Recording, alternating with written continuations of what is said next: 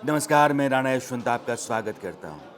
उत्तर प्रदेश के संभल में हिंसा, आगजनी, पत्थरबाजी और पुलिसिया कार्रवाई के बाद वहाँ पुलिस लगातार गश्त कर रही है। प्रशासनिक चौकसी है और बहुत तरह की पाबंदियाँ हैं। जो बाहरी लोग हैं शहर के भीतर नहीं जा सकते हैं, स्कूल कॉलेज बंद कर दिए गए हैं, इंटरनेट डाउन है और लगभग 2,500 लोगों के खिलाफ मुकदमा दर्ज है, 25 लोग गिरफ्तार किए गए हैं और 4 लोगों की मौत हुई है। सवाल ये है कि संभल में जिस मामले को लेकर के विवाद है, बवाल है, हिंसा है या इस तरह से बेकाबू हालात हो गए थे, वो हैं, तो कारण क्या है? कारण है वहाँ की जामा मस्जिद। जामा मस्जिद को लेकर के एक पिटीशन डाली गई वहाँ की लोकल कोर्ट में, सिविल जज आदित्य सिंह की कोर्ट में। और पिटीशन डालने वाले लोगों में विष्णु शंकर जैन, जो बनारस में ज्ञानवापी या मथुरा में कृष्ण जन्मभूमि मामले के वकील के तौर पर हिंदू पक्ष की तरफ से हैं, विष्णु शंकर जैन और उनके साथ 7 और लोगों ने, कुल मिलाकर के 8 याचिकाकर्ताओं ने एक अर्जी डाली कोर्ट के भीतर कि यह जो जामा मस्जिद है संभल की, दरअसल ये एक हिंदू मंदिर पर खड़ा है।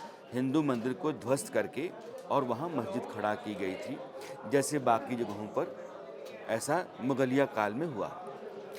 अब जो मंदिर था वो हरिहर मंदिर था, विष्णु और महादेव दोनों का मंदिर था।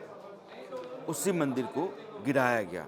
जो हवाला दिया गया वो 2 किताबों का दिया गया, बाबरनामा और आईन अकबरी।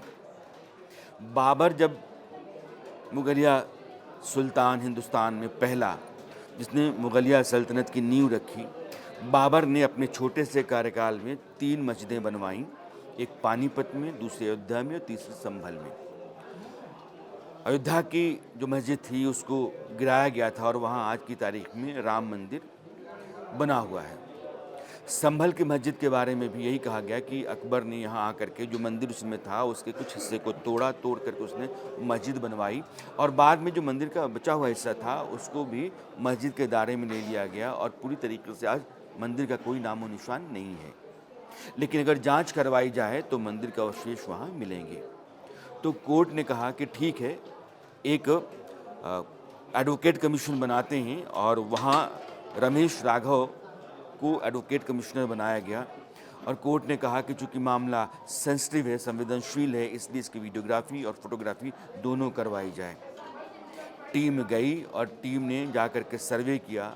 वो दोबारा गई और जब दोबारा गई तो जब बाहर निकली तो लोगों ने उसको घेर लिया, पत्थरबाजी शुरू हुई, उसके बाद भीड़ बेकाबू हो गई, आगजनी हुई, फिर पुलिस के ऊपर हमले हुए और पुलिस का कहना ये है कि हमले का जवाब देने के लिए, अपने लोगों को उस भीड़ के हमले से बचाने के लिए उसने एक्शन लिया।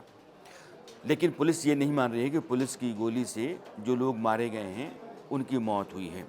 जो लोग मारे गए, नईम, बिलाल, नौमान और मोहम्मद कैफ, ये 4 नाम बताए जा रहे हैं। लेकिन मैं वहाँ आ रहा हूँ जो इस वीडियो का पर्पस है। और पर्पस ये है कि वो जो मस्जिद है जिसके बारे में आईन अकबरी और अकबरनामा में जिक्र किया गया है, उस मस्जिद के नीचे मंदिर के अवशेष की पड़ताल के लिए सर्वे टीम गई थी। जब आप मस्जिद में जाते हैं तो जामा मस्जिद है और जो मुगलिया स्थापत्य होता है, आर्किटेक्ट, वो उसी तरीके से है कि जो मुख्य गुंबद है, मुख्य गुंबद के ठीक नीचे स्क्वायर एक बड़ा सा हॉल होता है जिसमें नमाज पढ़ी जाती है और आप जब जामा मस्जिद के भीतर जाते हैं तो आप ऐसा ही पाते हैं। लेकिन बाबर इस संभल को, हुमायूं को वहाँ का गवर्नर बनाया था। अगर इतिहास में आप जाते हैं तो संभल बहुत ही महत्वपूर्ण जगह मानी जाती रही है और उसका अपना ऐतिहासिक और पौराणिक दोनों महत्व रहा है। तो अकबर भी वहाँ का गवर्नर रहा था। तो बाबर जब सुल्तान था उस दौरान ये मस्जिद बनाई गई। संभल को लेकर के जब आप हिंदू धर्म ग्रंथों में, पुराणों के भीतर जाते हैं और उसको टटोलना चाहते हैं तो कुछ फैक्ट्स सामने आपके आते हैं। जैसे अलग अलग काल में हिंदू जो कैलेंडर है, कैलेंडर सेंस की जो मान्यता है कि समय जो है वो 4 खंडों में, काल खंडों में चलता है, सतयुग, त्रेता, द्वापर, कलयुग। तो हर काल में यह जो संभल है इसका अपना नाम रहा है और सतयुग में सतव्रत, त्रेता में महदगिरी, द्वापर में पिंगल और कलयुग में संभल। इसी तरीके से यहाँ 3 शिवलिंग हैं। उत्तर में चंद्रशेखर, पूरब में चंद्रशेखर, उत्तर में भुवनेश्वर और दक्षिण में संभलेश्वर। यानी कि हिंदू मान्यताओं के मुताबिक यह जो संभल जगह है उत्तर प्रदेश के मुरादाबाद में, ये महत्वपूर्ण जगह मानी जाती रही है और यहाँ माफ़ कीजिएगा, बाबर की बनाई 3 मस्जिदों में से एक मस्जिद जो है वो फिर से विवादों में आई है। अयोध्या और पानीपत के बाद तीसरी मस्जिद, इसका जिक्र मैं बार-बार इसलिए कर रहा हूँ ताकि आपको इस बात का ध्यान रहे। अब जो याचिकाकर्ता हैं, उनका एतराज़ इस बात पर भी है कि जब यह मस्जिद एएसआई के तहत है, आर्कियोलॉजिकल सर्वे ऑफ इंडिया के तहत है, देख रेख आर्कियोलॉजिकल सर्वे ऑफ इंडिया कर रहा है, तो फिर मस्जिद की जो अपनी कमेटी है उसने मस्जिद को अपने कब्ज़े में क्यों रखा है। जब एएसआई से कहा गया कि भैया आप अपने कब्ज़े में मस्जिद को लो और वहाँ फिर सर्वे कराया जाए, तो पता चलता है कि मस्जिद जो है ना एएसआई के कंट्रोल में नहीं है, बल्कि वो मस्जिद कमेटी के कंट्रोल में रहती है। इसलिए उन्होंने कहा कि यह भी ऐतराज़ का कारण है और देश भर में जो एएसआई के तहत जितनी भी पुरातात्विक और ऐतिहासिक महत्व की इमारतें या स्मारक होते हैं, उन सब की देखरेख एएसआई करती है, उन पर नियंत्रण एएसआई का होता है। तो एक ऐतराज़ यह भी वहाँ रहा है। लेकिन कुल मिलाकर के आप देखेंगे तो यह संभल का जो पूरा मामला है, इतिहास में जाकर के दोबारा से उसकी सच्चाई को जानने और उस सच्चाई को फिर से बहाल करने। अगर वहाँ ऐसा है कि मस्जिद बनाई गई मंदिर को तोड़ करके, तो फिर मंदिर की स्थिति को पुनर्स्थापित करने की कोशिश का हिस्सा है। लेकिन विरोध जो है करने वाले, खासकर जो मुस्लिम पक्षकार हैं, वो ये कहते हैं कि जब इस देश की सरकार ने 1991 में एक कानून बना दिया और कानून जो है वो प्लेसेस ऑफ वर्शिप एक्ट कहा जाता है, जिसमें 1947 यानी कि देश जब आज़ाद हुआ उस दिन जिन धार्मिक स्थलों की जैसी स्थिति थी वैसी स्थिति ही आगे बनाए रखी जाएगी सिवाय अयोध्या के।